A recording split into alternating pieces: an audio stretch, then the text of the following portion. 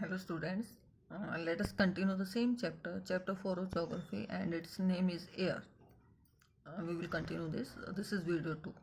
In this video we will discuss about the weather instruments. There are 4 weather instruments.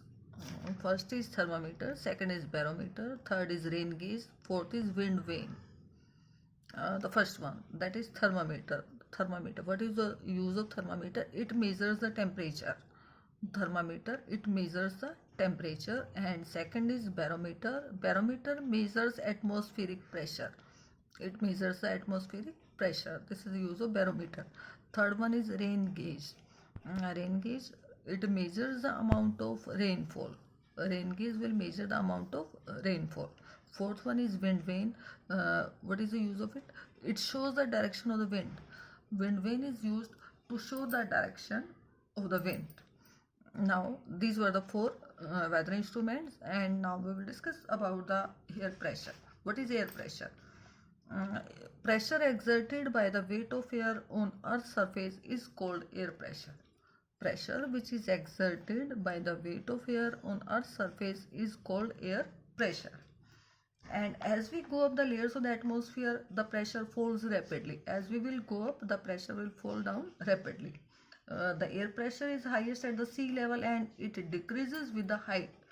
And horizontally, the distribution of the air pressure is influenced by temperature of air at a given place. In areas where temperature is high, the air gets heated and it rises, and this creates a low pressure area. And low pressure area is always associated with cloudy sky and wet weather. And the air always, as we all know, the air always move from high pressure area to low pressure area. That was about air pressure. Now the next one is wind.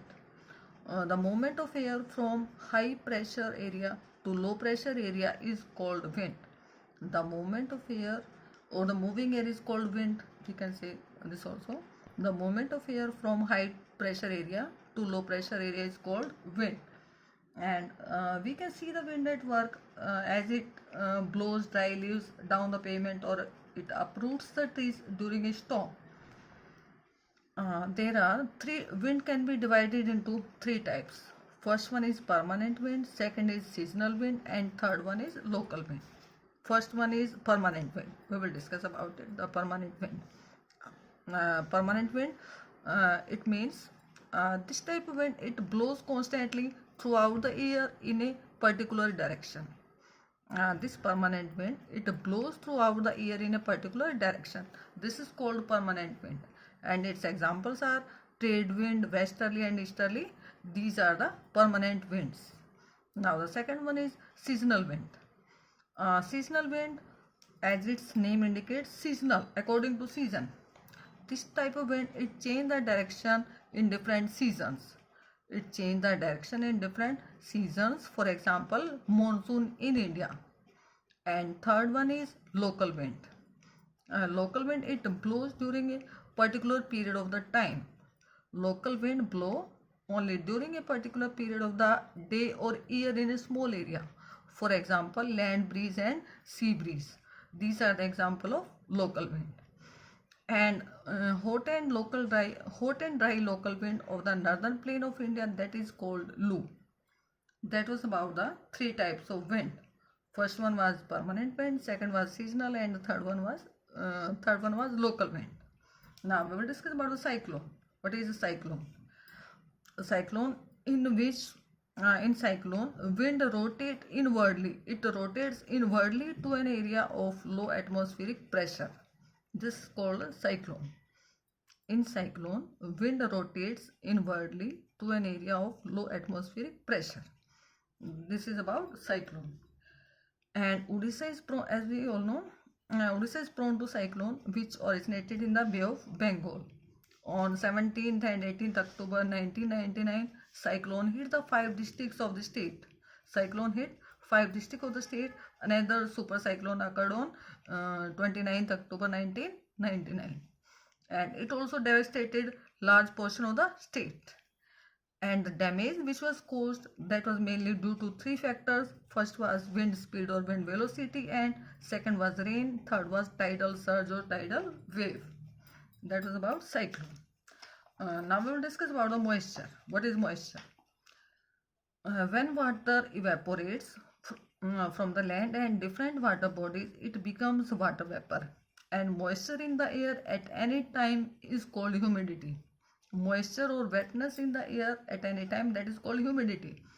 And when the air is full of water vapor, we call it a humid day. And as the air gets warmer, its capacity to hold the water vapor increases, and so it becomes more and more humid. But on a humid day, clothes take a very longer time to dry, and sweat from our body does not evaporate, and we feel very uncomfortable on that day. When there is humidity in the air, on that day we feel very uncomfortable. Now, when the water vapor rises, after some time they start cooling and the water vapor condenses, causing formation of the droplets of water, and clouds are just the masses of such water droplets. And when these droplets of water, when these become very heavy to float in the air, then they come down as precipitation. Now this is precipitation. Precipitation that comes down to the earth in liquid form is called rain. Precipitation, meaning of precipitation, and falling of rainfall is called precipitation. Precipitation that come down to the earth in liquid form is called rain.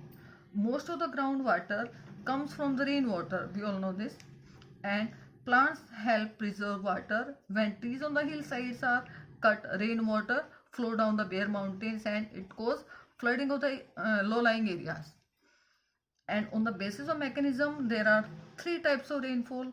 First is convectional rainfall, and second is orographic, and third is cyclonic rainfall. These are the three types of rainfall. First is convectional, second is orographic, third is cyclonic. And other forms of precipitation, these are snow, sleet and hail. These are the other forms of precipitation. And as we all know, rainfall is very important for the survival of plants and animals, and it brings fresh water to the earth's surface. And if the rainfall is less, water scarcity and drought may also occur. And on the other hand, if it is more, flood takes place.